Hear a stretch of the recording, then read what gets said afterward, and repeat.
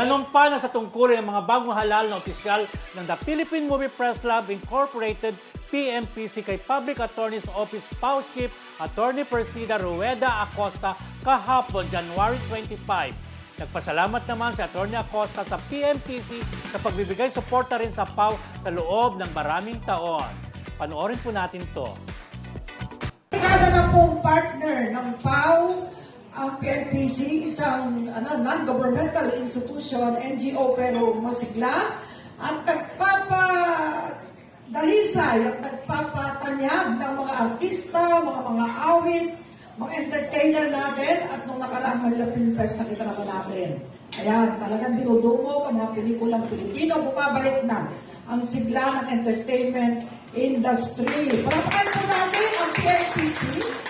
At siyempre, nanonood ngayon ang ating mga kapatid ng mga abogado, public attorneys and staff nationwide, ang ating 2,505 lawyers and 1,000 staff. Maraming salamat po, PMPC, sa inyong pagbibigay ng pagkakataon sa akin, si PAO Chief Persida Acosta, na maging solemnizing officer nyo. Kung baga sa akin kayo manunumpa para magampanan nyo yung mga tungkulin ng buong katapatan at giting. Marami pong salamat. President Rodel Fernando, Vice President Eric Borromeo, Secretary Jimmy Escala, Assistant Secretary yours truly, Treasurer Boy Romero, Assistant Treasurer Lourdes Fabian, Auditor John Fontanilla, Yoni Garcia and Glenn Sibonga, our PROs, Board members Joe Balameta, Roldan Castro, Fernande Guzman, Mel Navarro, Romel Placente, and Francis Simeon. So we can start now.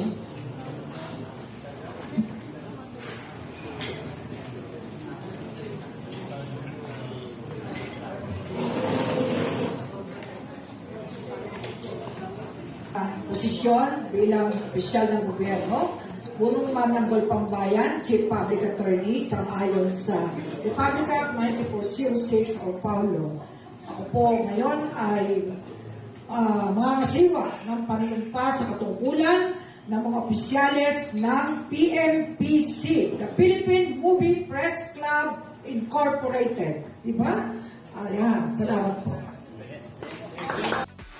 Ayan. Thank you pala sa ating kaibigang Alan Sangkon, ha? Kasi kuha ng video Oo. ng ating outtaking. Isa sa mga correspondent ng Abante Tonight. Correct. Alam mo, kagalang-galang ka Oo. doon. Sabi nila, Grabe! ay, ang swerte naman ng PMPC, dumating si Senator Bato. Sabi.